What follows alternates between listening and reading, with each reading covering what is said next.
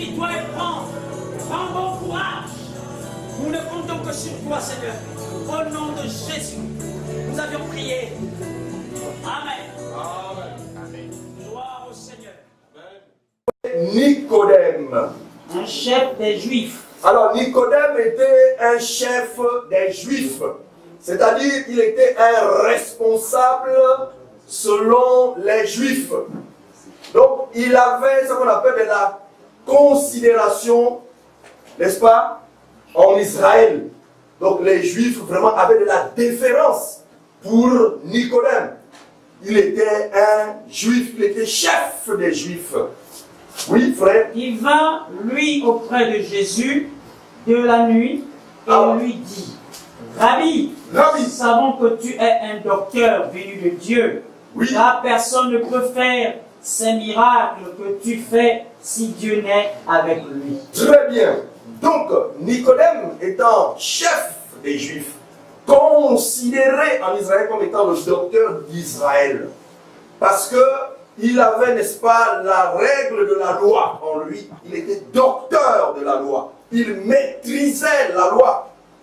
Mais sauf que ce jour-là, il a compris que son ministère, n'est-ce pas, n'était pas la perfection. Ou son ministère n'était pas l'exactitude. Pourquoi? Parce qu'il a entendu parler d'un autre docteur. Il dit que Nicodème, qui lui vint auprès de Jésus de nuit. Donc un docteur juif qui va voir un autre docteur la nuit. En fait, ici, la Bible nous montre que Nicodème étant docteur, a compris que, en fait, son ministère avait des limites. Et qu'au-delà de ça, il y a un autre ministère qui est plus élevé que son ministère. Alors, tellement qu'il était respecté en Israël, on avait de la déférence pour Nicodème, c'est-à-dire un profond respect pour lui, parce qu'il était un docteur de la loi et tout Israël le respectait. Ne pouvant pas aller, n'est-ce pas, la journée, voir le Seigneur, de peur d'être rejeté, n'est-ce pas, par les autres, c'est-à-dire par le peuple qui était là, puisque eux, ils avaient de la considération pour lui. Alors, il ne pouvait pas aller la journée, il va la nuit. Il va la nuit pour aller auprès du Seigneur. Il va poser des questions. Mais pourquoi Nicodème ne parle pas la journée? C'est parce que simplement, Nicodème veut avoir ce qu'on appelle la popularité. Tellement qu'il est considéré, il a peur que s'il va la journée, ceux qui le considèrent comme étant le grand docteur vont voir que voici notre docteur ici qui va poser des questions pour obtenir des réponses. C'est comme si il se rabaissait. Il se rabaissait. Et du coup, les gens ne vont plus accorder du crédit, n'est-ce pas, à Nicodème. Ils vont se retrouver par contre vers cette personne-là. C'est pourquoi Nicodème réfléchit, lui, il va maintenant la nuit. Cachette. En cachette. Comme pour dire que, vous savez, ceux qui exercent un ministère qui n'est pas conforme à la parole de Dieu, c'est-à-dire selon la pensée de Dieu, ils reconnaissent toujours la vérité lorsque la vérité, n'est-ce pas, vient à eux. Ils reconnaissent la supériorité en ce qui concerne nos véritables ministères. Parce que la Bible dit que nous n'avons pas de puissance contre la vérité, nous n'avons que pour la vérité. Donc lorsque la vérité vient comme ça, la vérité est implacable. Nicodème, qui était un docteur de la loi, a reconnu, n'est-ce pas, le ministère. Il a reconnu le ministère de Jésus. C'est pourquoi il va la nuit. Mais aujourd'hui, nous invitons aussi, bien aimés dans le Seigneur, certaines personnes, certains soi-disant guides, qui aujourd'hui, n'est-ce pas, n'ont pas reçu, n'est-ce pas, l'évangile unique pour pouvoir communiquer, n'est-ce pas, la vie, parce que c'est l'évangile unique qui communique la vie. Amen. Devenir, bien aimé, vraiment sans orgueil. Toute humilité. En toute humilité. S'ils veulent même, ils peuvent venir la nuit. Il n'y a pas de problème. On va toujours les recevoir. On va toujours les recevoir. Donc, devenir, enfin, vraiment que nous puissions confronter ce que les uns et les autres, vraiment, nous partageons. Donc ici, il va de nuit. Oui, frère, qu'est-ce qu'il dit? Il va auprès de Jésus venu et lui dit, Rabbi, Rabbi, nous savons que tu es un docteur. Rabbi, nous savons que tu es un docteur. Vous voyez, Rabbi ici veut dire maître. Donc, un enseignant. Alors, Nicodème étant enseignant, ne pouvait pas aller la journée pour aller appeler un autre docteur maître. Parce que lui, on l'appelle maître. On l'appelle Rabbi parce que c'est un docteur de la loi, il enseigne la loi. Il dit maître, donc il reconnaît en fait qu'il est là au fond. Il reconnaît que son ministère, n'est-ce pas, ne peut pas donner la vie. Mais il y a un ministère vraiment qui peut donner la vie. Oui, il dit quoi? Rabbi, nous savons que tu es un docteur. Nous savons que tu es un docteur venu de Dieu. Car personne ne peut faire ces miracles que tu fais si Dieu n'est avec lui. Voilà, donc vous voyez que le ministère de Nicodème en fait était basé simplement sur la loi. Et la loi ici, nous avons déjà démontré que la loi, n'est-ce pas, c'est la chair. Donc, Nicodème a amené les gens simplement à essayer de respecter, n'est-ce pas, la loi. Tout ceci pour être bien vu, n'est-ce pas, au niveau de la chair. Pour être bien vu au niveau de la chair. Il dit, nous savons que tu es un docteur venu de Dieu, car personne ne peut faire ces miracles que tu fais si il n'est avec Dieu. Si Dieu n'est avec lui, c'est ça. Voilà.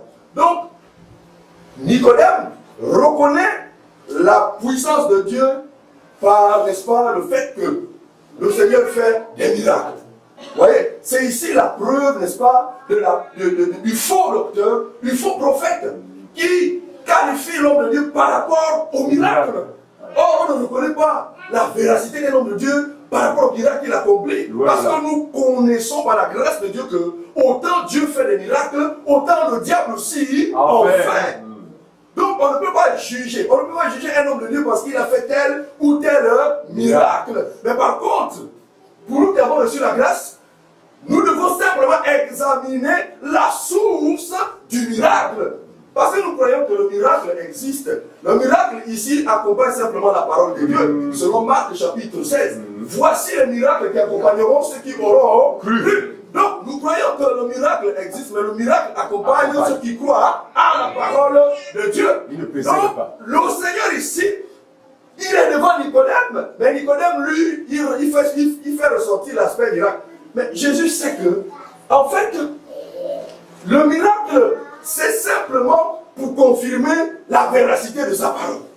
Donc lui, il ne s'attarde pas sur les miracles. C'est pourquoi si nous prenons Jean chapitre 6, à partir du verset 14 à 15, qu'est-ce que la Bible nous dit? Oui. Jean 6, 14 à 15. Oui. Ces gens-là ayant vu le miracle que Jésus avait fait. Ces gens-là ayant vu le miracle que Jésus avait fait, disait, celui-ci est vraiment le prophète qui doit venir. Celui-ci est vraiment le prophète qui doit venir dans le monde. Donc vous voyez que voici des personnes qui, après avoir observé les miracles, disent pour eux, ça c'est vraiment celui qu'on attendait, c'est vraiment lui l'homme de Dieu. C'est lui qui est le prophète, c'est lui qui est le docteur. Parce que ces hommes, ils ont vu quoi? Ils ont vu le miracle. Mais Jésus, lui, c'est pas le miracle qui l'intéresse. C'est pourquoi la Bible dit, oui, il continue, à la fin il dit. Et Jésus, sachant qu'il allait venir. Jésus, sachant qu'ils allaient venir, l'enlever, pour le faire roi, se retirait. Il se retira. Donc le Seigneur savait que ces gens-là, en fait, ce qui les intéresse, c'est le miracle. Et le miracle, c'est la chair. Parce que lorsqu'on fait les miracles, c'est pour la satisfaction de la chair. Rien à voir avec les choses de Dieu. Rien à voir avec l'esprit. Donc, comme ces gens-là, ils sont charnels, c'est pourquoi le Seigneur ne se confiait pas à eux. Il n'avait pas besoin que ces gens-là puissent lui rendre grâce parce qu'eux, ils lui suivaient simplement à cause des miracles. Or, le miracle ne peut pas sauver quelqu'un. Nous avons vu, n'est-ce pas, autrefois, lorsque le peuple de Dieu était conduit au désert par Moïse, la Bible dit que Dieu a opéré des miracles extraordinaires par les mains de Moïse. Mais cependant, ce peuple, vous allez voir que ce peuple, malgré ça, ils sont toujours restés incrédules. Mais peut-être ils ont vu les miracles de Dieu. Ils ont vu les miracles de Dieu. Donc, Jésus, sachant que ces gens-là ont vu le miracle, mais ils veulent venir vers lui Pour lui faire quoi? Pour lui faire le roi. La Bible dit que Jésus se retira. Voici le ministère, voici le véritable docteur. Parce que lui, en fait, Jésus étant sur la terre, il est Dieu, mais en fait, lui-même, il décline, n'est-ce pas, la gloire. C'est-à-dire qu'il refuse qu'on lui octroie cette gloire. Pourtant, il est digne de recevoir cette gloire. Amen. Mais il décline ça parce que pour lui, il veut que la gloire revienne à qui? À Dieu. Amen. Mais regardez aujourd'hui, ces soi-disant docteurs, la gloire c'est toujours à eux. Tous les regards, dès qu'ils font quelque chose, soi-disant miracle, le papa priait pour moi, voici le résultat. Et du coup, tous les frères et sœurs dans l'assemblée ont les regards fixés maintenant sur l'homme. On appelle ça le culte de la personnalité. Ça, c'est l'image du faux prophète. C'est l'image du faux docteur. Parce que le faux docteur veut attirer la gloire chez lui. Mais la Bible dit, et soyez comme notre Seigneur Jésus, soyez humbles comme notre Seigneur Jésus. Donc quiconque, n'est-ce pas, a reçu la grâce de Dieu doit forcément manifester les caractéristiques de notre Seigneur Jésus, c'est-à-dire l'humilité. Ne pas rechercher, ne pas accourir après la gloire. Mais 99% aujourd'hui, soi-disant, églises dites de l'éveil, font ce qu'on appelle aujourd'hui le culte de la personnalité. Parce que, simplement, une seule chose, ils sont charnels. Ils sont charnels. Qui parle de chair, c'est la loi. La loi égale chair. Comme ils sont charnels, voilà pourquoi ils les attirent, les regards vers eux, ils les accourent après le miracle. Donc ici, Nicodème dit, personne ne peut faire ces miracles si Dieu n'est qu'avec lui. Pourquoi? Parce que, selon lui, le véritable docteur ou ministre se traduit par le fait qu'il accomplit des miracles. Or, Jésus sait très bien qu'en fait, le miracle est là simplement pour confirmer la parole. Amen. Amen. Amen. Voilà, oui, frère, la suite. Verset 3. Oui. Jésus lui répondit. Jésus répond maintenant à Nicodème. En vérité, En vérité, je te le dis. si un Bien-aimé dans le Seigneur, frère, arrête-toi d'abord là. Il ne faut pas que nous allons vite, mais nous voulons les point par point. Il dit, en vérité, je te le dis. Quand ici le Seigneur Jésus dit, en vérité, il répète ça 2 fois.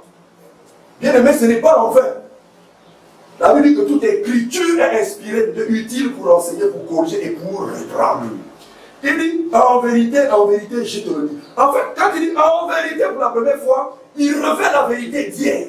La vérité qui était cachée, c'est cette vérité qui est devant toi, Nicodème. Donc en fait, c'est pour confirmer la véracité de la vérité. Il dit, en vérité, je te le dis. Oui, frère, qu'est-ce qu'il dit? Si un homme ne naît de nouveau, il ne peut voir le royaume. Maintenant, le Seigneur explique, puisqu'il a affaire à un docteur charnel. Un docteur qui n'a pas la possibilité ou la capacité de comprendre les choses spirituelles. Il dit, ah, mon frère, si, en vérité, je te le dis, si un homme Ne naît de nouveau, il ne peut voir le royaume de Dieu. Il ne peut voir le royaume des cieux. Donc, la nouvelle naissance.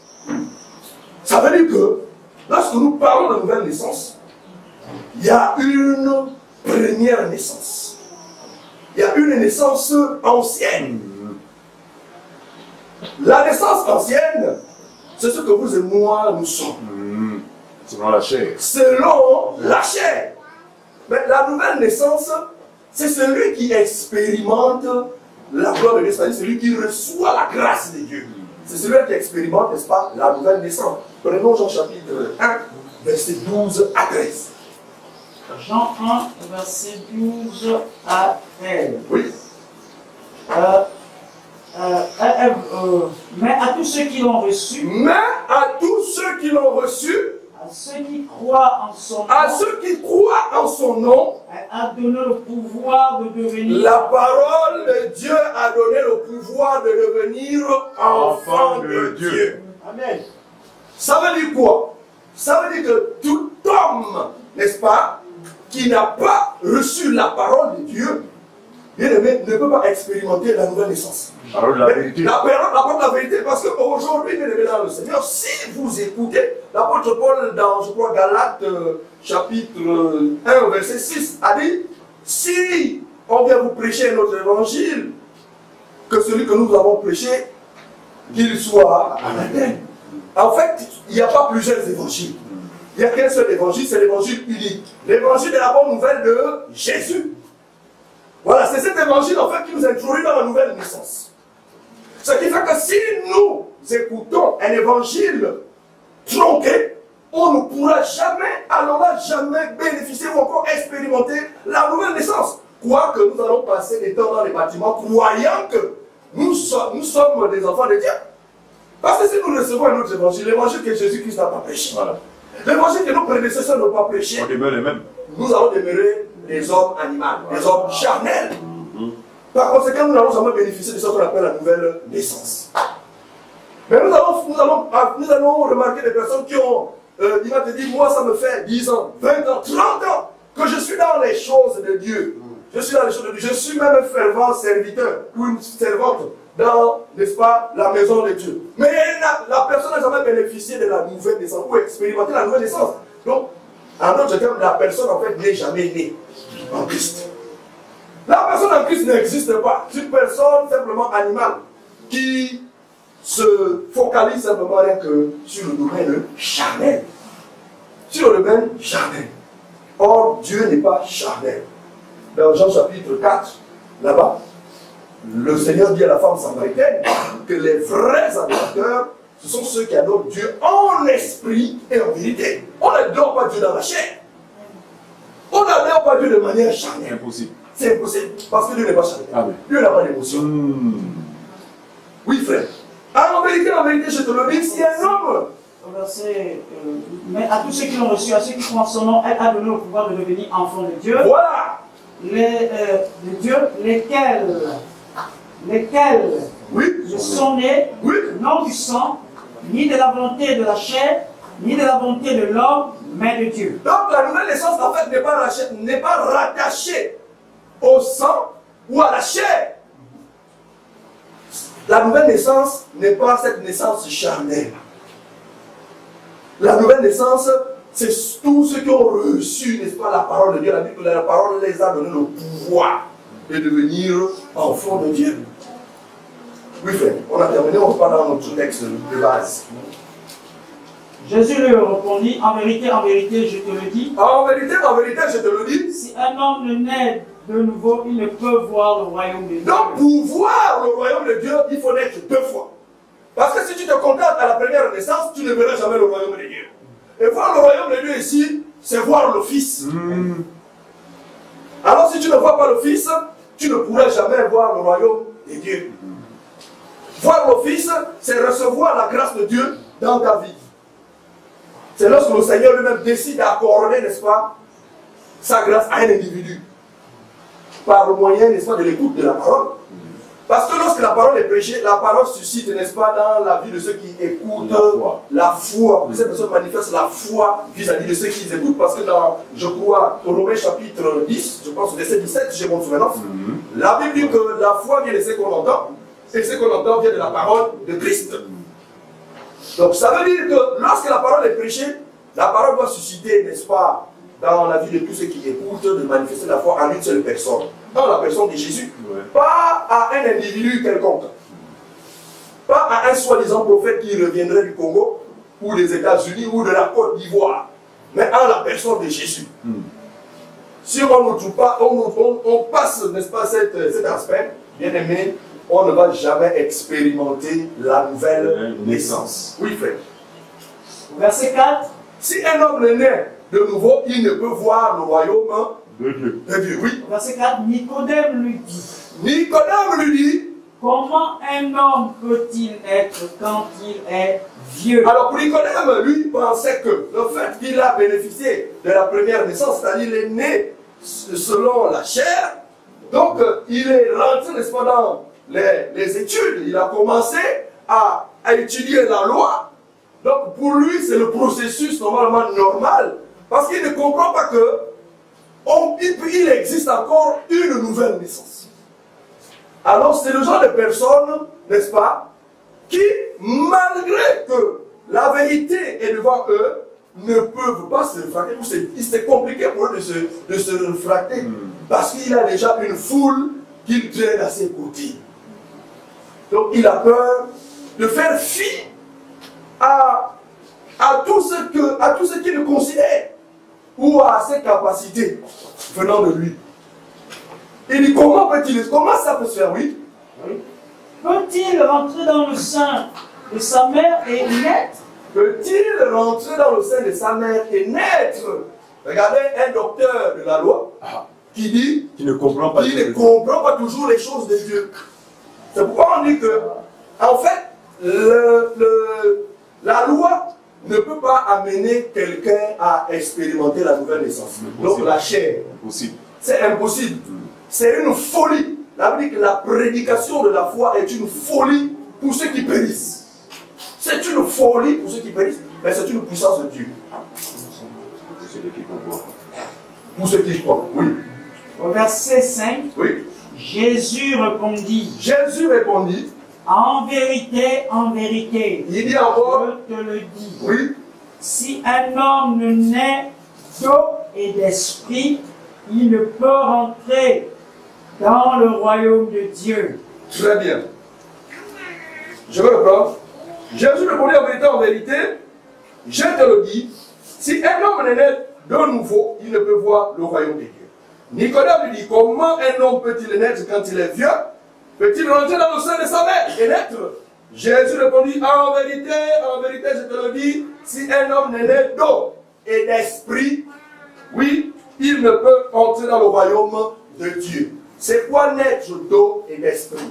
Donc nous voulons expliquer que ici, naître d'eau, c'est naître, n'est-ce pas, de la parole. Voilà. Comme on l'a dit dans Jean chapitre 1, verset 12 à 13, tous ceux qui ont reçu la parole dont nous pouvons devenir enfants de Dieu. Voici ce qu'on appelle naître d'eau. Parce que l'eau là, représente simplement la parole de Dieu qui nous purifie. C'est cette eau qui nous lave. C'est cette eau qui nous lave en fait, pour que nous bénéficions, n'est-ce pas, de l'Esprit de Dieu en nous. Et si quelqu'un est né d'eau et d'esprit, donc vous voyez, bien aimé dans le Seigneur, l'apôtre Paul nous dit que la nature elle-même ne nous enseigne tellement pas. Donc sur le plan naturel, lorsqu'il y a un accouchement, alors les signes qui annoncent la venue, n'est-ce pas, du nouveau-né, c'est l'eau et le sang. Comme le naturel typifie le spirituel, dans le spirituel aussi c'est la même chose. Voilà. Donc quand une femme est en travail, ce qui montre que l'enfant est en train de venir, elle perd, sur la porte les jours s'épaissent. C'est les signes précurseurs qui annoncent la venue du nouveau-né. Et pour voir l'eau, après tout le coup, quand on commence à voir le sang, c'est fini, l'enfant est déjà là. Dans l'esprit aussi, c'est la même chose. Celui qui expérimente la nouvelle naissance doit d'abord naître d'eau. C'est-à-dire que l'eau doit se manifester. Mais cette eau-là, c'est la parole. Allez. La parole pure. Dans Éphésiens chapitre 1, au verset 13, qu'est-ce que la Bible nous dit? L'eau, c'est la parole. Oui.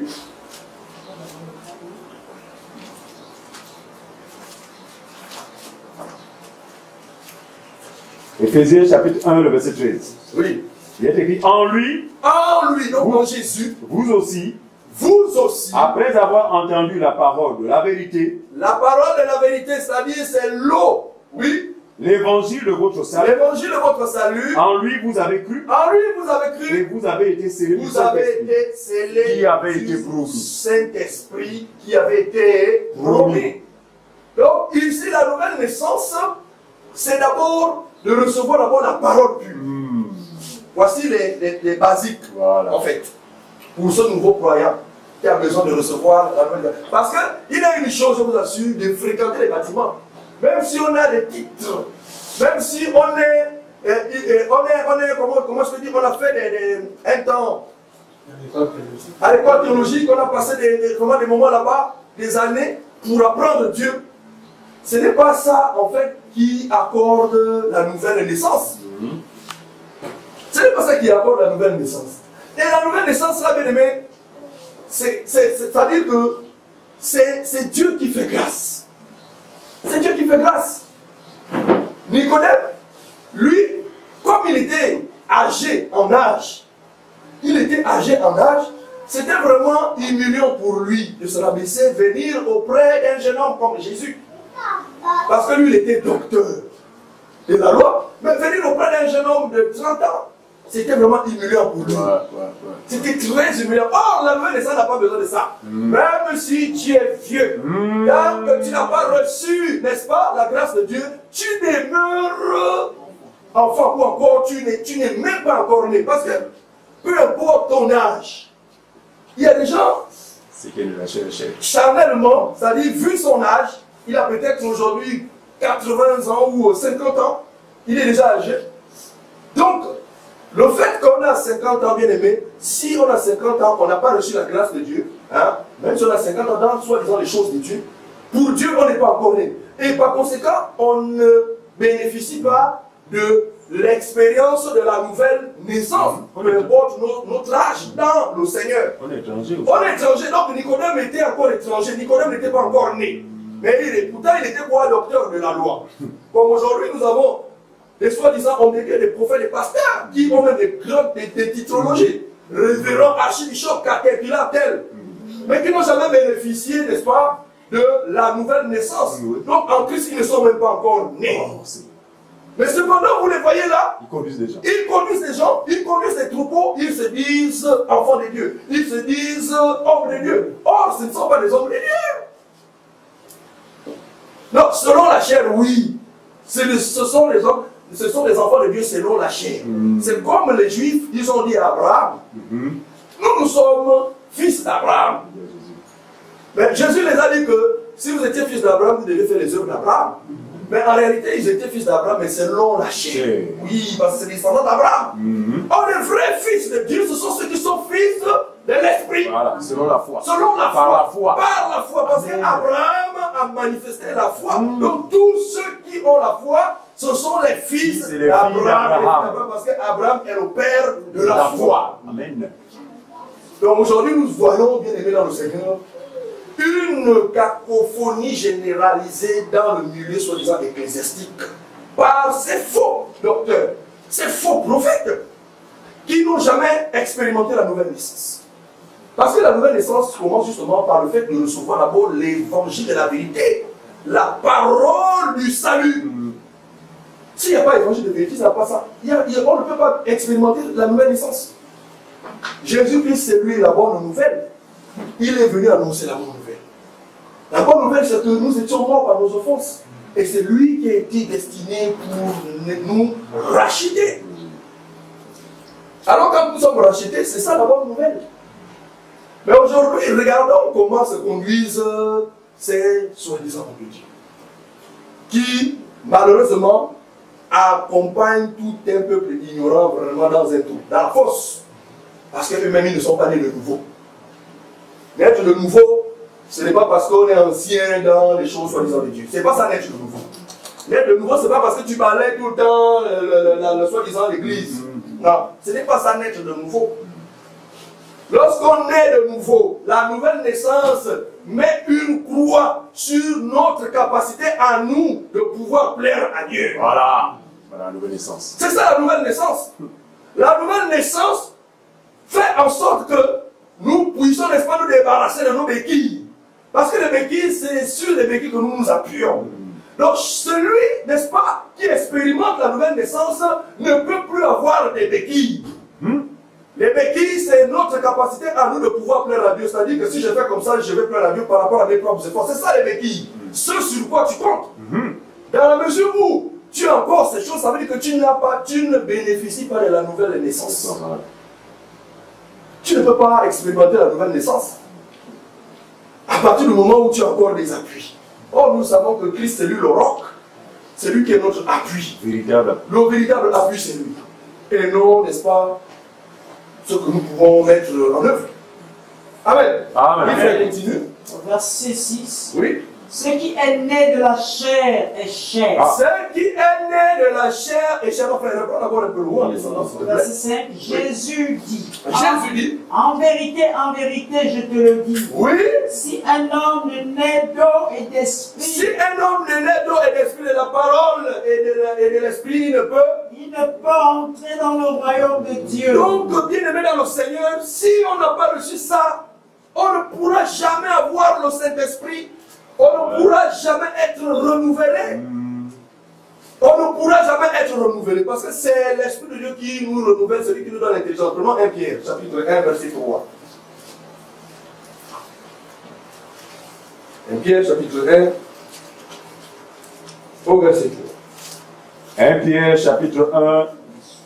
Béni soit Dieu, le Père de notre Seigneur Jésus-Christ, qui selon sa grande miséricorde nous a régénérés. Qui selon sa grande miséricorde nous a régénérés. Régénérer, c'est quoi?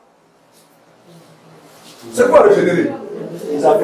Très bien, la nouvelle naissance. Il dit béni soit notre Seigneur Jésus-Christ, Dieu le Père, oui frère, reprends l'écriture. Béni soit Dieu le Père de notre Béni soit Dieu le Père, oui. Qui selon sa grande miséricorde Qui selon sa grande miséricorde nous a régénérés pour une espérance vivante. Pour une espérance vivante. Donc vous voyez que le Seigneur nous a régénérés, c'est-à-dire qu'il nous a, c'est en Christ que nous bénéficions, n'est-ce pas, de la nouvelle naissance. Parce que nous étions morts, donc il nous a régénérés. Et par la mort, nous étions pourquoi? Pour un héritage vivant. Amen. Pour un héritage vivant. 2 Corinthiens chapitre 5, verset 17. 2 Corinthiens chapitre 5, verset 17. 2 Corinthiens chapitre 5, au verset 17. 2 Corinthiens chapitre 5, le verset 17. Oui.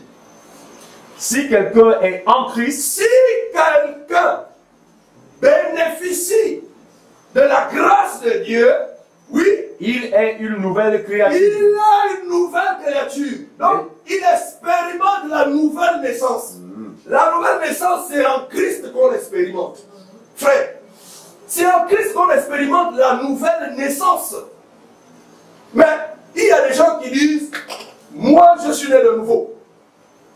Je suis né de nouveau. Mais lorsque vous examinez la personne qui dit qu'il est né de nouveau, cette personne s'appuie sur ses propres œuvres.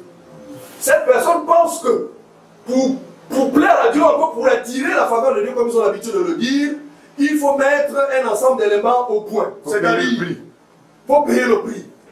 Les jeûnes et les prières. Les veillées de prière. Faut les retraites spirituelles selon.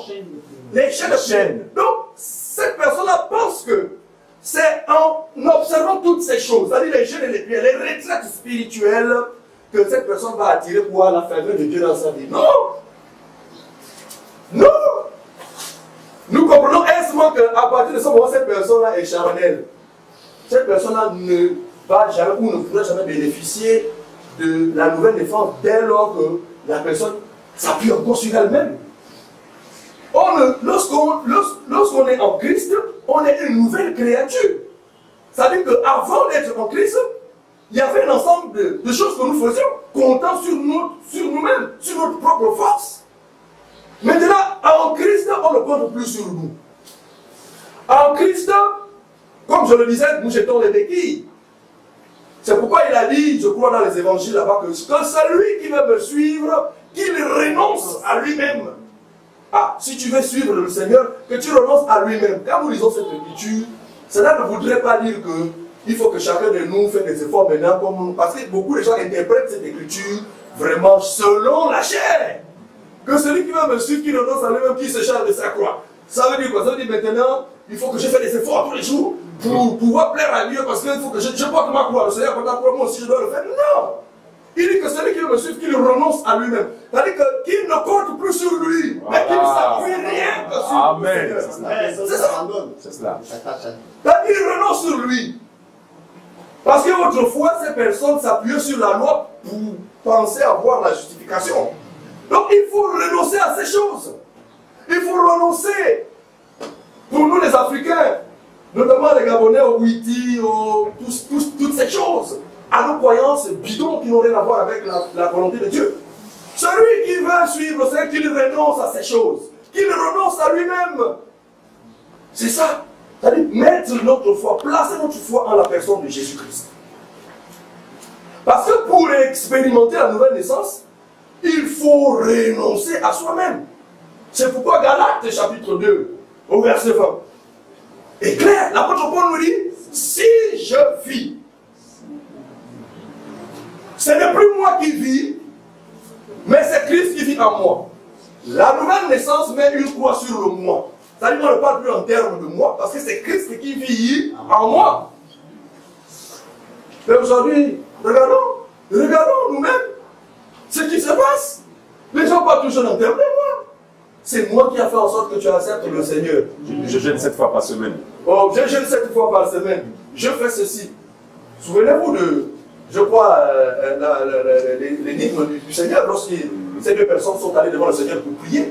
Celui qui a commencé à dire, je fais comme ça. Le publicain et le pharisien. Je jeûne. Donc, il va montrer sa capacité à lui de plaire à Dieu. Que, en fait, si il a la faveur de Dieu, c'est parce qu'effectivement, il est capable de jeûner, il est capable de prier, il est capable de mortifier la chair. Mais, de vous à moi, tout cela, c'est simplement pour satisfaire la chair. Ça n'a rien à voir avec l'esprit. Rien à voir avec l'esprit.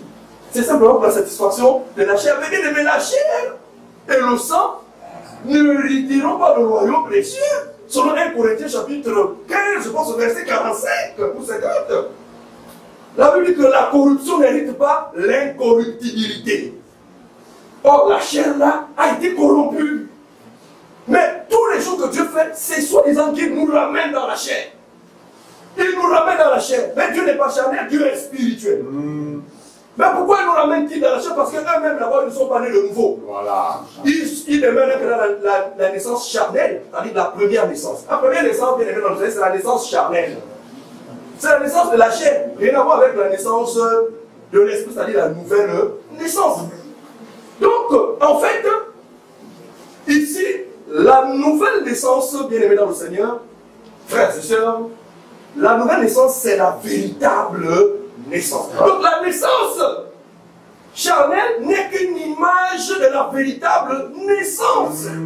Parce que la naissance charnelle, bien aimé, ne peut pas nous accorder le pouvoir de devenir l'enfant de Dieu. Jamais. Nous l'avons vu là tout à l'heure. Donc la naissance charnelle, c'est l'image.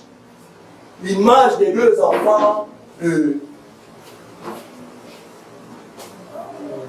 Sarah et Sarah. L'enfant selon la chair et selon la promesse. L'esclave. Donc la chair, là, bien aimé, nous joue des tours. Eux nous ramènent toujours dans la chair. Quand il parle en termes de miracle, c'est pour satisfaire la chair, rien d'autre. C'est pourquoi le Seigneur ne s'appuyait pas sur ça. Mais eux, ils accordent, n'est-ce pas, de l'importance au miracle. Pour une seule raison, c'est pour la satisfaction de la chair. C'est pourquoi mon frère disait à la radio que l'aspect finance là, si c'est ôté dans le milieu là, vous allez voir, les gens vont fuir cette histoire. Ils vont fuir cette histoire parce qu'eux, ils ne recherchent que l'argent. L'argent, c'est quoi? C'est pour la satisfaction de la chair. C'est tout. Voilà pourquoi il vous prêche la chair, mais nous ne sommes pas composés que de la chair. Nous avons également l'esprit. Amen. Mais tous les jours que Dieu fait, regardez comment vous et moi, nous nous battons jour et nuit sous le soleil, sous la pluie, pour pouvoir embellir ce corps. Mais ce corps va retourner à la poussière. La Bible dit, tu es poussière, tu retourneras à la poussière. Mais regardez bien aimé, nous employons souvent une expression lorsque quelqu'un parmi nous décède, nous disons, on a amené le corps de X à Gabosem. Mais bizarrement, pendant le vivant, on ne fait pas la séparation entre X et son corps. Non, on dit c'est X. C'est X. C'est X. Mais quand X décède, on dit bon, le corps de X. Mais comment vous séparez maintenant quand X est décédé? Mais pendant que quand X vit, vous dites non, c'est X qui est là. Le corps, la chair ne sert de rien. C'est l'esprit qui vivifie. C'est l'esprit qui donne la vie à ce corps que nous portons. Mais nous accordons de l'importance chaque jour, n'est-ce pas, au corps. C'est pas mauvais de porter les beaux vêtements. Mais après, c'est pas mauvais d'avoir une femme et des enfants, mais après, c'est pas mauvais d'avoir un véhicule, une belle maison, mais après, la Bible dit à quoi sert-il à un homme d'avoir tout ce qui est dans le monde à la fin s'il perd son âme? Ça veut dire que, en fait, ce qui est plus important, c'est le salut de l'âme, et non, n'est-ce pas, ce qui est rattaché à la chair. Mais eux, ils nous ramènent toujours dans la chair. Ils nous ramènent toujours dans la chair. Tout ce qu'ils font est rattaché qu'à la chair. À cause de l'aspect financier. C'est pourquoi ils ont des grands thèmes. Grande nuit de carnage. Retournement des positions ennemies. Festival des miracles. Apogée des miracles. Basculement de ceci. La grande cascade. La grande cascade. Mais tout ça, c'est quoi? Ce sont des termes mystificateurs qui n'ont qu'un seul but, vous ramener dans la chair.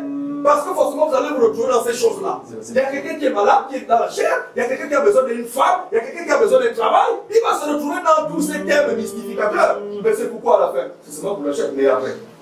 Non, tu peux être guéri du sida, mais après, tu as la tuberculose. Voilà. Mais bien sûr. Non, le tout, ce n'est pas de se limiter là. Parce que Dieu ne traite pas avec ce corps physique. Dieu traite avec l'esprit qu'il a mis au-dedans de nous. Nous sommes des êtres spirituels, nous ne sommes pas des êtres charnels. Mais il veut nous ramener dans la chair. Il veut nous ramener dans la chair. Donc, bien aimé dans le Seigneur, la nouvelle naissance, c'est lorsque nous bénéficions, n'est-ce pas, de la parole, de la grâce de Dieu. Rien à voir avec la naissance charnelle. Oui, frère, nous étions. Verset 6. Oui. Ce qui est né de la chair est chair. Donc, ce qui est né de la chair est chair. La chair et le sang ne peuvent pas hériter le royaume de Dieu. Oui. Et ce qui est né de l'esprit est esprit. Ce qui est né de l'esprit est esprit. Il n'y a que ton esprit qui est en toi qui connaît les choses que toi tu fais. De même, personne ne connaît les choses de Dieu si ce n'est par l'esprit de Dieu. Comment tu veux connaître les choses de Dieu sans avoir au préalable bénéficié de l'esprit de Dieu? C'est compliqué. Il n'y a que l'esprit de Dieu qui nous amène à sonder les profondeurs de Dieu. Oui, frère. Au verset 7, oui. Il ne t'étonne pas. Oui. Je t'ai dit, il faut que vous naissiez de nouveau. Oui. Le vent souffle. Le vent souffle. Où il va. Et tu n'entends. Et tu entends le bruit. Mais tu ne sais. D'où il vient. D'où il vient. Ni où il va. D'où il va. Le vent souffle. Tu entends. Tu entends lorsque le vent souffle. Mais tu ne sais pas d'où il vient. D'où il va. Ça veut dire quoi, frère? Sœur? Ça veut dire qu'en fait, tous ceux qui sont conduits par l'Esprit de Dieu sont fils de Dieu. Selon Romains chapitre 8, verset 14. Prenons Romains chapitre 8, à partir du verset 11 en descendant, jusqu'à 14. Oui. À partir du verset 11, on descend.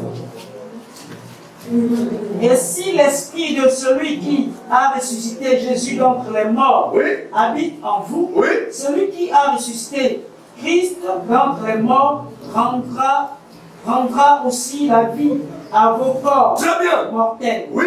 Par son esprit qui habite en vous. Par son esprit qui habite en vous, oui, frère. Ainsi donc, frère, nous ne sommes point redevables à la chair. Nous ne sommes point redevables à la chair, bien-aimés dans le Seigneur, parce que nous avons été affranchis, n'est-ce pas, de la loi. Nous avons été affranchis de la chair. On ne peut plus vivre selon la chair.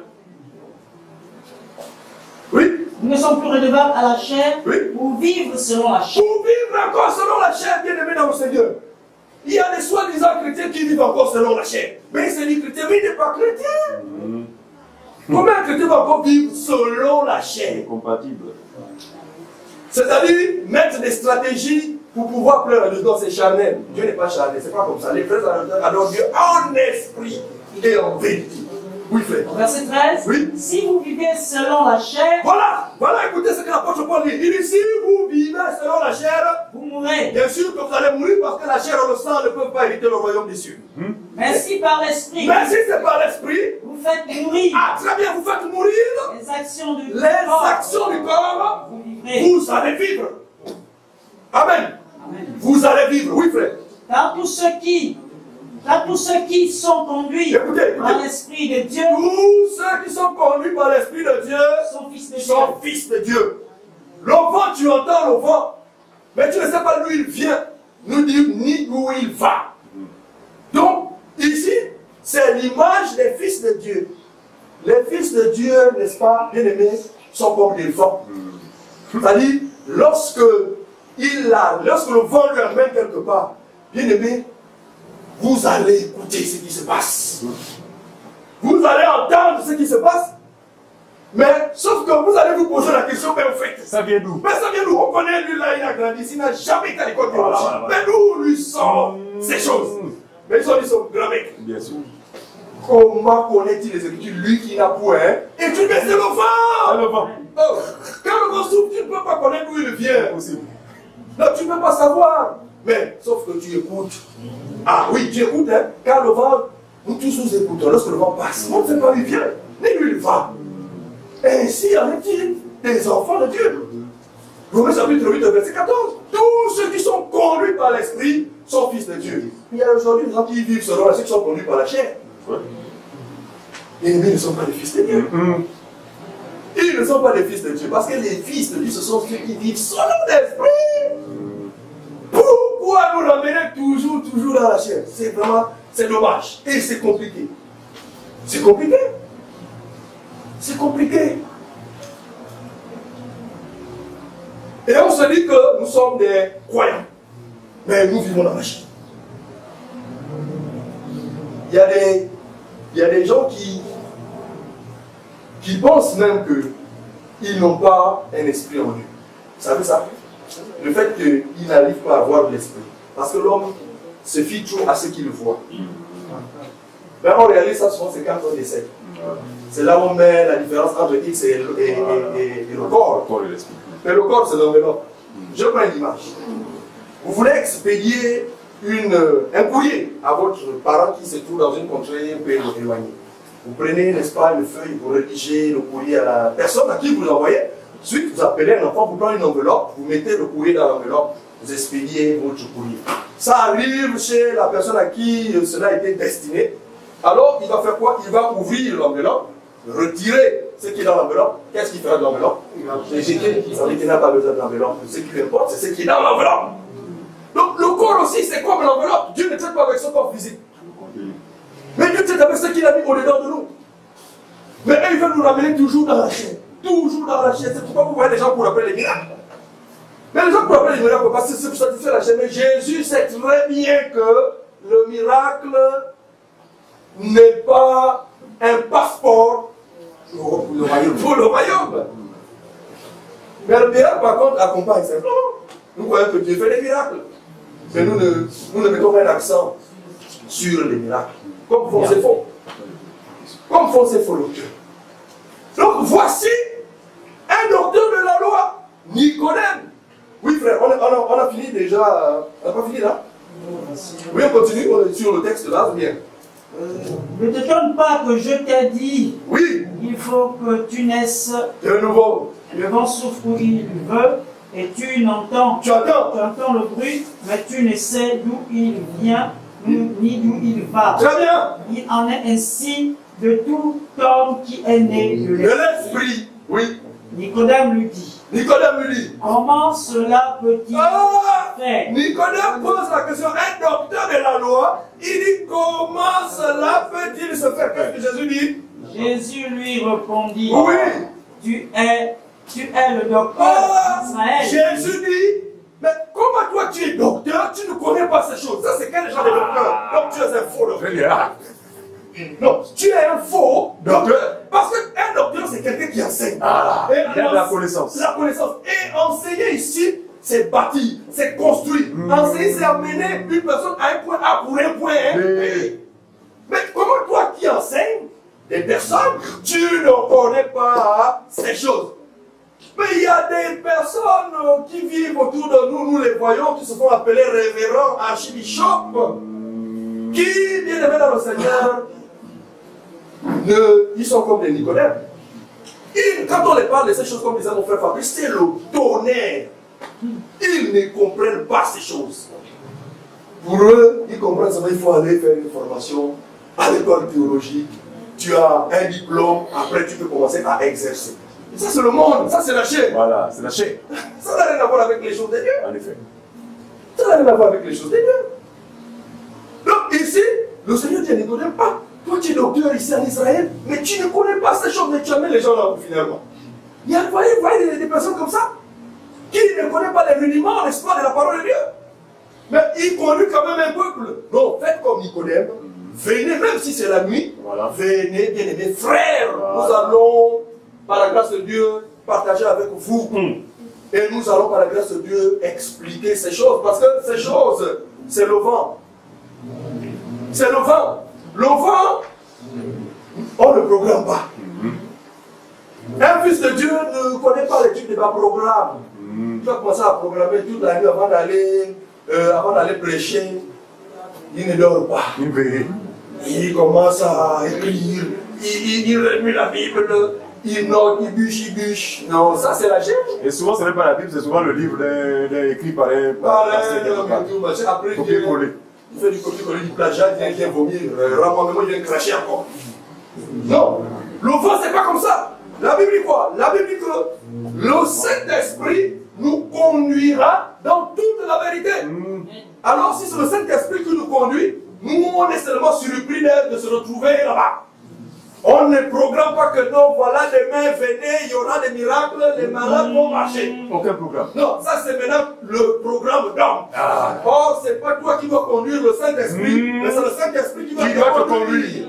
Mais dans la mesure où toi tu demandes maintenant aux gens, aux malades de venir, ça veut dire que c'est comme si c'est toi qui conduisais les. C'est la magie. Or, à partir de ce moment, c'est la magie. Vous êtes un enchanteur. Voilà. Vous êtes un devin. Un astrologue. Un astrologue. Un ganga moderne. Ce sont des fontaines sans eau, des fontaines crevassées qui ne peuvent pas retenir les eaux. Oui. Le Saint-Esprit nous conduit. Mais voici des personnes qui se lèvent pour dire non, venez, vous n'avez même pas besoin d'avoir la foi. Oh. Donc venez, amenez tous les malades qui sont chez vous. Je vous dis, amenez-les, vous allez voir, Dieu va guérir. Mais comment tu sais que Dieu va guérir, mon frère? La Bible nous dit que dans Actes chapitre 3, l'apôtre Paul, l'apôtre Pierre, autant pour moi, partait au temple pour adorer avec les gens. Il partait à l'heure de la prière, comme ce matin. On est venu à l'heure de la prière. Si un malade, on ne savait pas. Mais s'il manifeste la foi au nom de Jésus, il va guérir. Donc on ne programme pas. Il partait au temple à l'heure de la prière, mais un paralytique. Un paralytique là. Le paralytique fait quoi? Il demande de l'argent. Pierre dit que je n'ai ni or ni argent. Mais ce que j'ai, je suis fauché. Mais ce que j'ai, je te demande au nom de Jésus, lève-toi et marche. Mais il ne partait pas pour lui, ils n'ont pas dit, non, il ne savait pas qu'on va le. Non, il partait à l'heure de la prière. Voilà. Mais ici, il dit, je n'ai ni or ni argent. Mais quand on va dans Matthieu 16 là-bas, lorsque l'apôtre Pierre a révélé, n'est-ce pas, la divinité du Seigneur, il dit que, qu'est-ce que les gens disent de moi? Apôtre, prophète, Élie, Jean-Baptiste, ils ont donné. Il dit, Pierre, tu dis quoi? Pierre a dit, tu es le Christ, le Fils du Dieu vivant. Il dit que tu es heureux. Voici quelqu'un qui est heureux, qui se retrouve devant le paralytique. Tu lui demandes une pièce, il dit, oh, les mots sont vides. Mais vous comprenez la différence qu'il y a entre heureux selon Dieu et heureux selon la chair? Deux sont différentes. Des choses bien différentes. Il dit, je n'ai ni or ni argent. Mais en tout cas, Jésus, donc Jésus-Christ a témoigné, il dit, tu es heureux. Mais chez nous ici, quand on dit quelqu'un heureux, c'est quelqu'un qui est aisé. Il a des richesses, il est assis sur les richesses comme les Babyles. Ils sont heureux parce qu'ils ont de l'argent sur le plan charnel. Heureux, c'est béni. Heureux, c'est béni. Voilà. Mais lui, il dit, je n'ai ni or ni argent. C'est pendant Jésus qui a dit, tu es heureux. Il dit, mais ce que j'ai, je te donne. Lève-toi et marche. La Bible dit que le paralytique s'est levé. Mais suivez-moi bien. Quand ce paralytique s'est levé, puisqu'il était assis à la porte, la Bible dit qu'il est rentré et est venu s'asseoir ici. Et quand il s'assoit, mais toute l'assistance était dépassée par les événements. N'est-ce pas ce monsieur? Mais il regarde, mais ça c'est le gars là qui est paralytique, mais il est debout. Mais qu'est-ce qu'il fait là maintenant? Donc, au lieu d'écouter ce qui se dit, non, il vient maintenant chez Pierre, les gens, donc il regarde, non, les gens là ils ont quelque chose. Donc, ils ont maintenant les regards fixés sur Pierre et Jean. Oh, Pierre se lève, il dit, mais oh mon frère, pourquoi avez-vous des regards fixés? Arrêtez ça. Ça, c'est le ministère doctoral, le vrai. C'est ça la confirmation d'un véritable ministre. Un vrai ministre. Un vrai ministre décline toute gloire. Un vrai ministre laisse la gloire à Jésus. Un vrai ministre ne fait pas sa propre publicité, mais un vrai ministre remet tout au patron. Au patron qui est Jésus. Il dit, mais pourquoi avez-vous les regards fixés sur nous comme si ce n'était pas notre propre piété? Ah, notre propre piété. Donc, il y a des gens qui font ça par leur propre piété. Oui. Ah, qui pensent que, en fait, ils ne font pas, mais ils pensent que c'est par leur propre piété que les choses se font. Non. Ici, l'apôtre Pierre dit, ce n'est pas par notre propre piété. Parce que malgré qu'on peut être Dieu, si la grâce ne nous est pas accordée, vous ne pouvez pas voir ce que vous voyez aujourd'hui. En effet. Ce n'est pas par notre propre piété que nous avons fait cela, mais c'est par le nom de Jésus-Christ. C'est lui qui a rendu cet homme, cette guérison que vous tous vous pouvez voir. C'est ça, le vrai docteur. Envoyé de Dieu. Ne mets pas la gloire sur le pays de l'Orient. Il dit, ce n'est pas moi. Il faut parfois regarder parce que vous savez, les gens aiment ce genre de choses. Quand ils voient ça, tout de suite, ils veulent élever l'homme. C'est pourquoi Jésus-Christ s'enfuit. Parce que comme il a multiplié, ils ont vu le miracle. Ils veulent maintenant venir élever pour lui faire au roi. Mais Jésus sait que le miracle là ne peut pas le sauver. Eux, ils s'appuient sur ça, c'est pourquoi ils se détournent.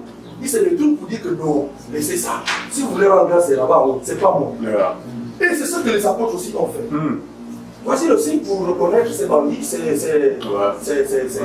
assassins, parce que ce sont les assassins. Ah oui, ce sont les assassins des gorgés, des braqueurs. Moi, je préfère celui qui possède le téléphone par rapport à ces gars parce qu'ils communiquent la mort. C'est qu'ils meurent. La mort éternelle. La mort éternelle. Et par ce qu'ils communiquent, et par ce qu'ils enseignent. Et par ce qu'ils enseignent. La Bible dit, je crois, Matthieu, que méfiez-vous des pharisiens, car ils ferment la porte du royaume à ceux qui veulent y entrer. Et eux-mêmes, bien aimés dans le Seigneur, dans la Bible, vous n'allez voir nullement dans les assemblées de ces gens-là des barrières. Vous dites, ne rentrez pas. Parce qu'il dit, eux, ils ferment la porte du royaume. Ils ferment la porte, mais comment ils fermaient la porte? C'était par leurs enseignements. En fait, ce qu'ils enseignaient aux gens ne permettait pas à ces personnes de pouvoir accéder aux enseignements. Malheureusement. C'est ce que nous pouvons constater aujourd'hui, bien aimés dans le Seigneur. Donc, la nouvelle naissance ici nous amène simplement à expérimenter la gloire de Dieu dans nos vies. Pour une fois. Parce que autrefois, souvenez-vous, pour ceux qui ont reçu la grâce comme vous autres. Est-ce qu'il y a quelqu'un qui a reçu la grâce de Dieu? Ah!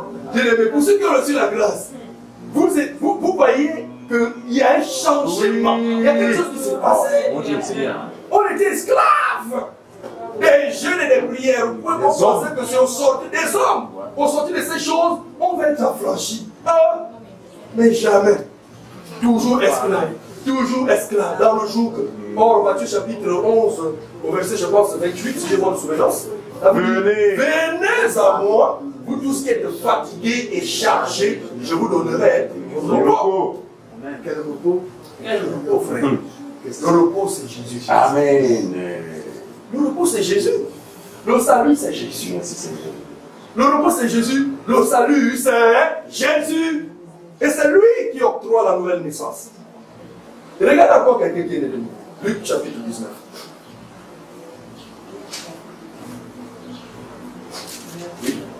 Luc chapitre 19.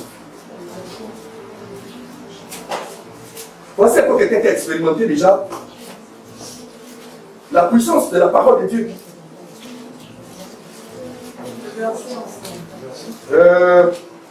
Laissez-moi regarder. Prenons Luc 19. Bon, prenons à partir du premier verset, oui. À partir du premier verset, 11. Luc 19, premier verset. Oui. Jésus étant entré dans Jéricho, Très bien. traversait la ville. Traversait la ville. Et voici un homme riche appelé Zachée. Un homme riche appelé Zachée. Chef des publicains. Chef des publicains. Cherchait à voir qui était Jésus. Il cherchait à voir qui était Jésus. Il était riche. Chef des publicains. C'est-à-dire qu'il avait les avoirs. C'est quelqu'un qui était autosuffisant. Autosuffisant. Mais malgré sa richesse qu'il avait, bien aimé, il y avait quand même comme un besoin en lui, une soif en lui. C'est pourquoi nous avons ceux qui prêchent l'évangile de la prospérité, ils veulent limiter Dieu. Parce que quand tu vas aller prêcher l'évangile de la prospérité à Bill Gates, il va te dire tu es un menteur, moi je ne connais pas Dieu, mais regarde, je suis guéri. Voilà. Or, l'évangile du salut, mon gars, tu sois Bill Gates, tu sois qui, ça atteint tout le monde. Et ça n'avait d'en haut. Zachée était riche, il avait l'argent, la Bible dit qu'il y avait quand même un désir en lui, il voulait pouvoir faire. Cherchait à voir. Il cherchait à voir qui? Qui était Jésus? Qui était Jésus? Oui, frère. Verset 3. Oui. Mais il ne pouvait y parvenir. Ah, il ne pouvait y parvenir, pourquoi? À cause de la foule, car il était de petite taille. Ah, il était de petite taille, très bien. Et allons-y. Il courut en avant. Il courut en avant. Et monta sur un sycomore. Il est monté sur le sycomore. Pour le voir. À partir de ce moment, il peut maintenant voir. Oui. Parce qu'il devait passer par là. Parce qu'il devait passer par là. Lorsque Jésus fut arrivé à oui. ce moment, oui. Il leva les yeux et lui dit, oui. Zachée, à toi de descendre. Très bien. Zachée, descends du sycomore. Ça, où tu te trouves. Car là où tu te trouves, ce n'est pas là où tu dois être en fait. Voilà. Parce que selon le plan de Dieu, ce n'est pas là où tu dois être. Descends du sycomore. On ne cherche pas de manière humaine. À toi de descendre, car il faut que je demeure aujourd'hui. Ah, de toi de descendre, car il faut que je demeure chez toi. Parce qu'en fait, on ne voit pas le Seigneur par les actions humaines. Ce n'est pas le fait d'entretenir ou d'essayer de pratiquer certaines œuvres, humainement parlant, que tu peux voir le Seigneur. Non. Ce n'est pas parce que tu jeûnes, c'est humain. Pourquoi? C'est la chair qui te prive de quoi? De la nourriture et de l'eau. C'est pourquoi c'est la chair en fait. Or, 1 Corinthiens, je crois, chapitre 8, 5, 8 ou 1 Corinthiens 8. 1 Corinthiens 1, verset 8 nous dit que ce n'est pas un aliment qui nous rapproche de Dieu, que nous en mangeons, que nous n'en mangeons pas. Donc tout ceci est lié simplement à la chair. Donc ce n'est pas par des efforts charnels qu'on peut arriver à voir Dieu. Frère, arrêtons ça. On ne peut pas voir Dieu par rapport à nos propres efforts, ou bien par rapport à ce que nous allons entreprendre nous-mêmes, venant de nous-mêmes. On ne pourra jamais voir Dieu. Oui. Verset 6. Oui. Zachée se hâta de descendre. Zachée se hâta de descendre. Et le reçut avec joie. Et le reçut avec joie, oui, frère.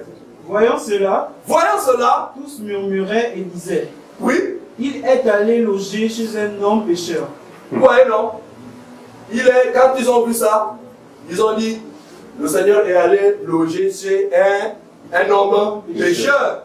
Parce que pour eux, en fait, un homme de Dieu ne peut pas, n'est-ce pas, fréquenter ce genre d'endroit. Ne suis pas un juif. Ne suis pas un juif. Ne suis pas un juif.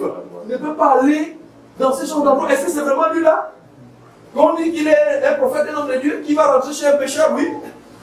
Verset 8.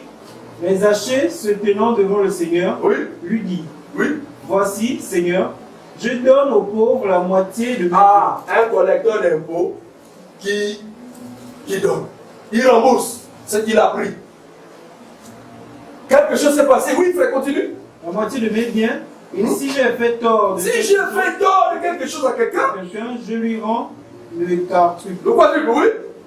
Jésus lui dit, le salut est entré très bien dans cette maison. Le salut est entré dans cette maison.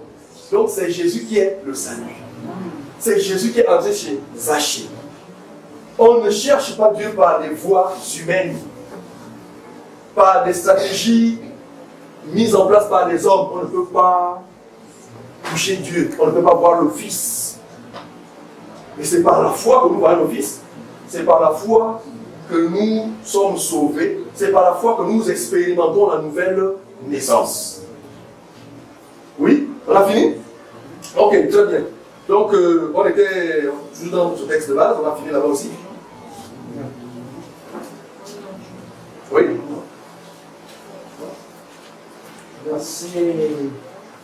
Verset 10. Oui. Jésus répondit, tu es docteur d'Israël, oui, et tu ne sais pas ces choses. D'accord. En vérité, je te le dis. Oui. Nous disons ce que nous savons et nous rendons témoignage de ce que nous avons vu. Voilà. Et vous ne recevez pas notre témoignage. Notre témoignage. C'est-à-dire, Jésus lui dit que nous disons ce que nous savons. Maintenant, vous ne recevez pas notre témoignage. Donc il s'adressait, n'est-ce pas, à ces docteurs. Pourquoi? Parce que simplement, il s'est cramponné en fait sur la loi. Vous voyez, non? Il s'est cramponné sur la loi. Il s'attelait, il passait tout le temps à embellir avec la chair, l'extérieur. Donc la loi c'est la chair. Eux, c'était leur exercice. Parce que quand tu voyais un pharisien, je vous assure, quand tu le regardes comme ça, tu dis, oh, ça c'est un homme de Dieu. C'est ce qu'ils font aujourd'hui. En fait, c'est la mystification. Physiquement, quand tu le regardes, tout de suite, tu dis, ça c'est un homme de Dieu. Et par son accoutrement même. Et par la manière dont il est. Donc, eux, ils passaient tout leur temps à soigner ça. Donc, ils ne peuvent pas recevoir les choses de Dieu parce que l'homme de Dieu, c'est pas ça. C'est pas le fait, n'est-ce pas, d'impacter les gens de manière extérieure. Non. Donc, en fait, le Seigneur vient pour les dire que laissez, n'est-ce pas, ce dont vous pensez être utile, lâchez ça. Mais mettez votre confiance en moi qui suis devant vous. Parce que c'est lui, Jésus, qui est le véritable docteur, frère. Il est le véritable docteur, c'est lui qui vient nous soigner. C'est lui qui vient nous soigner. Prenons nos Bibles dans Galates chapitre 6. Oui, Galates chapitre 6. On va prendre la partie du verset. Excusez-moi. Galates 6. Prenons à partir du verset 11. Galates 6, 11. Galates 6, 11. Oui. Voyez avec quelle grande lettre je vous ai écrit de ma propre main. Oui. Tous ceux qui veulent se rendre agréables selon la chair, Oui. vous connaîtrez à vous faire Vous contraignent à vous faire circoncire. Voilà. Oui, frère, le plan. Tous ceux qui veulent se rendre agréables selon la chair, Oui. vous contraignent à vous faire circoncire uniquement afin de n'être pas persécutés pour la croix de Christ. Oui. Car les circoncis eux-mêmes n'observent point la loi, mais ils veulent que vous soyez circoncis pour se glorifier dans votre chair. Ouais, non. Ça, c'est leur but. En fait, eux-mêmes, ils vous incitent à observer ces choses. Après la Bible par rapport à la chair, par rapport à eux-mêmes, mais entre-temps, eux-mêmes, c'est des menteurs. Eux-mêmes, ils ne respectent même pas ça. C'est des hypocrites. Eux, ils ne respectent pas ça. C'est des menteurs, je vous assure. Ils sont en train de vous dire, ne faites pas ceci, ne faites pas, vous allez être, selon la chair, Dieu vous est favorable. Mais eux-mêmes, je vous assure, ce sont des menteurs parce qu'ils ont, n'est-ce pas, des défauts graves. Eux-mêmes, ils n'arrivent pas à respecter même ces choses qu'ils vous disent là. Mais en fait, s'ils vous disent de faire ceci, de faire cela, une seule chose, parce qu'ils veulent se glorifier dans votre chair. Voilà. Pour dire que ce que vous êtes devenu aujourd'hui, c'est en partie à cause d'eux. Et vous allez avoir quoi? De la déférence, c'est-à-dire un profond respect pour ces personnes. Quand tu vas vous dire, non, ah oui, c'est à cause de ce frère-là, parce que vraiment, je connais comment j'étais, mais quand il m'a soumis à un travail spirituel, quand j'ai respecté tout ce qu'il m'a dit, aujourd'hui là, vraiment, je sens que, donc tout ce qu'il vous dira, juste pour vous asservir. Juste pour vous asservir. Alors, vous êtes encore sous le joug. Parce qu'il y a encore un homme qui domine sur vous.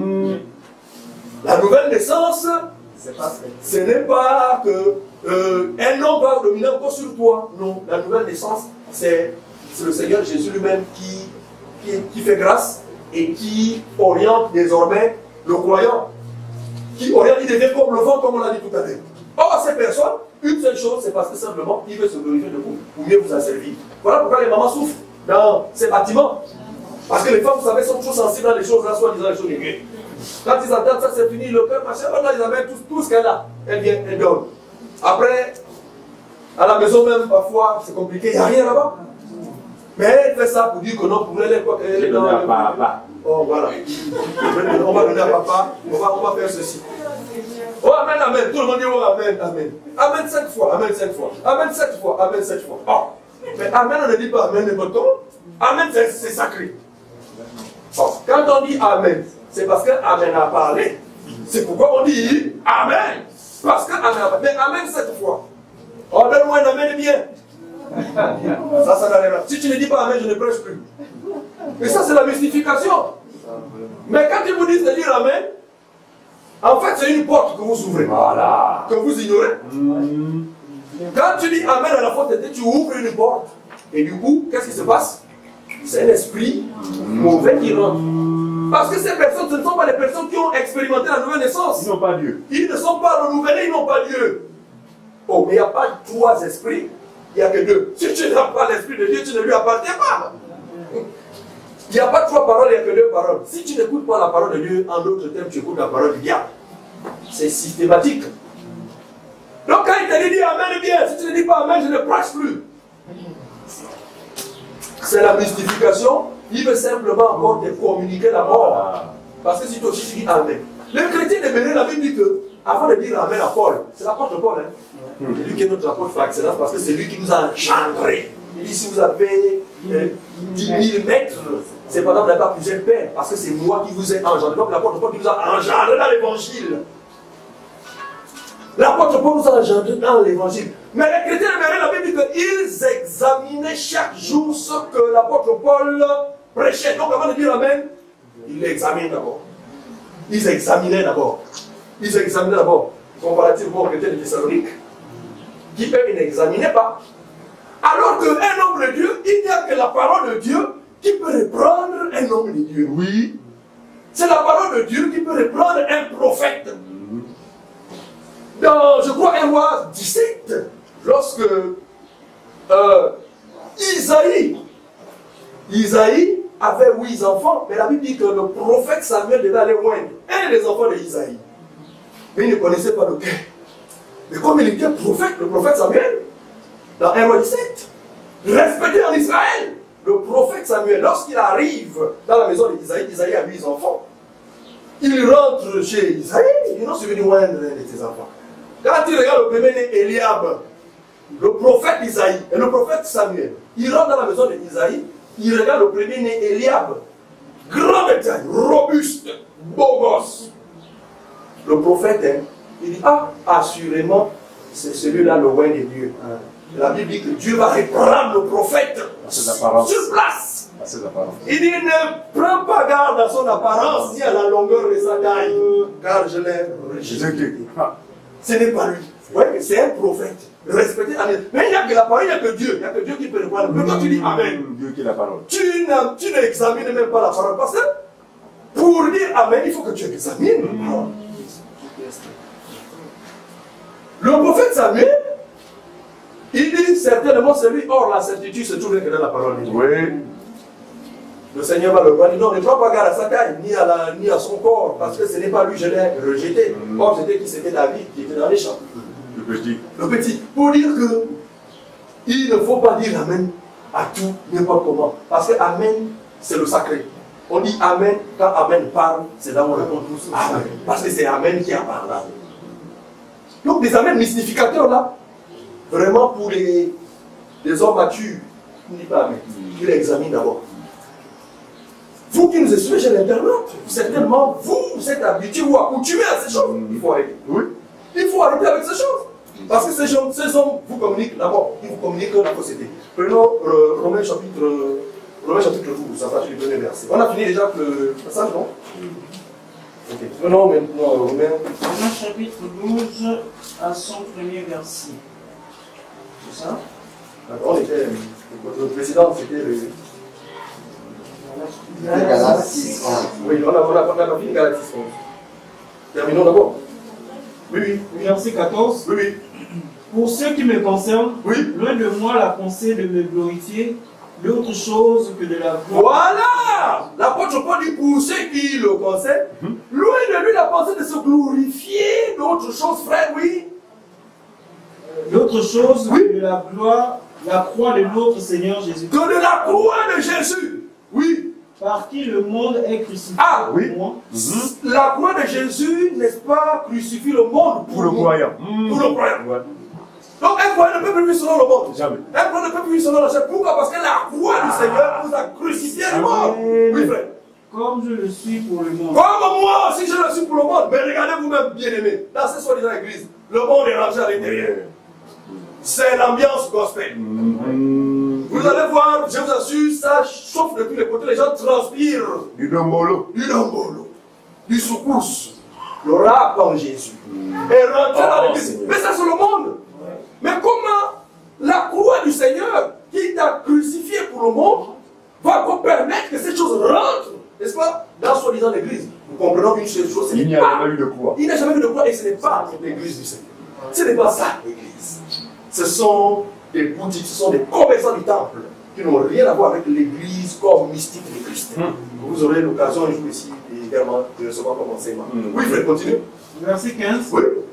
Car ce n'est rien que d'être circoncis. Ce n'est rien, frère, d'être circoncis ou incirconcis. Qu'est-ce qui est quelque chose? Ce qui est quelque chose, c'est d'être une nouvelle créature. Oh, c'est d'être une nouvelle, c'est-à-dire renouvelée. Une personne renouvelée. Voici ce qui est quelque chose, frère. Que tu sois incirconcis ou que tu sois circoncis ou non, tout ça c'est rien. Le plus important, c'est d'expérimenter la nouvelle naissance. C'est ça qui est le plus important. Oui, c'est tout, c'est fini. Paix et miséricorde. Ok, c'est bon, France, arrête là. Allons-y, Romains 12. On a 12 à ce verset. Premier en descendant. Premier. Oui. Je vous exhorte donc, frères, Et si l'apôtre Paul nous exhorte, ce qui est tout à fait normal, oui. par les compassions de Dieu, Oui, à offrir votre corps comme un sacrifice vivant, très bien. saint, agréable à Dieu, ce qui sera de votre part un culte raisonnable. Le culte raisonnable, c'est d'offrir nos corps à Dieu. C'est ça le culte raisonnable, oui, ce qui sera un sacrifice. Ce qui sera de votre part un culte raisonnable. Oui. Ne vous conformez pas au siècle présent. Ne vous conformez pas au siècle présent, parce que le siècle présent se conforme rien que uniquement dans la chair, tout ce qui est attiré à la chair, parce que c'est ça. Le siècle présent, c'est ça. Vous voyez comment, aujourd'hui, nous sommes au 21e siècle. La technologie ne fait qu'augmenter. Tout ceci, ça n'a rien à voir avec Dieu. Tout ceci est charnel. C'est pourquoi l'apôtre ici, il dit, je vous exhorte. C'est une exhortation. Ne vous conformez pas à ces choses. C'est vrai que nous vivons dans ce monde, mais nous ne sommes plus de ce monde. Donc on ne doit plus prendre la forme des choses de ce monde. C'est pourquoi il dit, ne vous conformez pas au siècle présent. Oui, frère. Et soyez transformés par le renouvellement de l'esprit. Soyez transformés par le renouvellement de l'intelligence. Afin que vous discerniez quelle est la volonté de Dieu. Afin que vous discerniez quelle est la volonté de Dieu, ce qui est bon, agréable et parfait. Alors, transformez, soyez transformés par le renouvellement de l'intelligence. C'est la nouvelle naissance, bien aimé. C'est la nouvelle naissance. Parce que, ici, l'intelligence, ce n'est pas un homme qui donne l'intelligence. C'est simplement le Saint-Esprit. C'est le Saint-Esprit qui donne l'intelligence. C'est pourquoi il dit ici, soyez transformés par le renouvellement de l'intelligence. En d'autres termes, ne prenez pas la forme des choses de ce monde, mais une seule chose, bénéficiez ou encore jouissez simplement de la nouvelle naissance. Ne voyez pas les choses telles que vous les voyez là. Ne vous accommodez pas à tout ce que vous pouvez observer. Parce que ça, ce sont des images. Mais la vérité, n'est-ce pas, c'est l'esprit. C'est ce qui est plus important. C'est ce qui est plus important. Ne vous conformez pas au siècle présent, mais soyez transformés par le renouvellement de l'intelligence pour pouvoir discerner. Donc on discerne la volonté de Dieu lorsqu'on est renouvelé. Voilà. C'est là qu'on peut discerner. Oh là, c'est la volonté de Dieu. Mais si on n'est pas renouvelé, on ne peut pas discerner la volonté de Dieu. Soyez transformés par le renouvellement de l'intelligence, afin que vous discerniez quelle est la volonté de Dieu, ce qui est bon, agréable et parfait. Voici ce que l'apôtre Paul nous exhorte. Donc, bien aimé dans le Seigneur, pour dire que la nouvelle naissance, ici, n'a rien à voir avec notre capacité à nous de prier, de jeûner, ou de faire quelque chose venant de nous. Ce n'est pas ça la nouvelle naissance. La nouvelle naissance, c'est de faire fi à ce sur quoi nous comptions pour intégrer la réalité en nous. La réalité, c'est Christ. C'est ça la nouvelle naissance. C'est se démarquer de ces choses. Mais, bien aimé dans le Seigneur, d'autant vraiment nous faisant défaut. C'est l'obstacle. Et par la grâce de Dieu, vraiment le Seigneur va nous amener toujours, on va poursuivre sur ça. Donc voilà un peu, par la grâce de Dieu, ce que le Seigneur vraiment a mis vraiment dans nos cœurs, afin que nous partageons ce matin, parce que, vous savez, comme on le disait, c'est Dieu lui-même qui nous enseigne par rapport à nos besoins, à nos besoins éminents. Parce qu'on peut penser que le fait que nous avons, n'est-ce pas, passé des temps dans, soi-disant, les choses de Dieu, on nous a même donné des titres. Or, on n'est même pas né dans le Seigneur. Le pape aujourd'hui, quand il est souverain pontife, il n'est même pas encore né en Christ. C'est quelqu'un il n'a jamais bénéficié de la nouvelle naissance, donc il n'est pas encore né, le pape. Oh, c'est un scandale, ce que vous dites. Mais c'est un scandale, effectivement, pour ceux qui périssent. Parce qu'ils ne peuvent pas comprendre ces choses. Or, selon les hommes, selon la chair, il est considéré comme étant souverain pontife. C'est-à-dire, celui qui est le pont entre l'homme et Dieu. Le médiateur. Pontife. Le médiateur. Le médiateur. Mais quand vous le regardez charnellement, bien aimé dans le Seigneur, mais il ressemble effectivement à un souverain pontife. Oui, les apparences. Non, les apparences. Parce que je vous dis que ce sont des pharisiens. Et ils ne passent tout le temps qu'à soigner le léon, à soigner la chair. C'est ça. Même dans son langage. Quand il parle comme ça, vous avez l'impression qu'il parle avec une douceur, qu'il ne dit pas son nom. Mais vraiment, c'est lui l'homme de Dieu. Par les apparences. C'est la chair. Donc, du coup, tout ce qu'il va dire, vous allez dire oui, ça c'est lui l'homme de Dieu. Mais regardez même d'abord, regardez rien que sa tunique. Une longue blanche. Aucune tache. Aucune tache qui symbolise la sainteté. Mais c'est la sainteté fabriquée. C'est une sainteté humaine. Oh, parce que la sainteté véritable ne vient pas du fait que nous on a mis nos robes blanches. Non. Ou bien qu'on a fait, n'est-ce pas, des efforts nous-mêmes. Non, la sainteté, c'est le fait. Est un don gratuit. Est un don que Dieu accorde aux croyants. Voilà, et c'est lui qui nous sanctifie. Amen. Ce n'est pas par rapport à nos œuvres. Non pas, ou bien, pas seulement lui, mais toutes ces personnes qui aujourd'hui prennent cette posture-là, d'impacter les gens de manière extérieure. Mais ces personnes-là, vous pensez qu'ils n'ont pas, elles n'ont pas, tant pour moi, des mauvaises pensées? Si. Donc, ça veut dire que ces personnes sont aussi coupables que les autres. Sur le vue de la loi. Sur le point de vue de la loi, sur le point de vue de la chair, tout le monde est coupable. Ouais. Donc, tout ce que nous observons là, c'est simplement la justification pour pouvoir avoir de l'ascendant sur les autres. Donc, voilà, il est dans le Seigneur.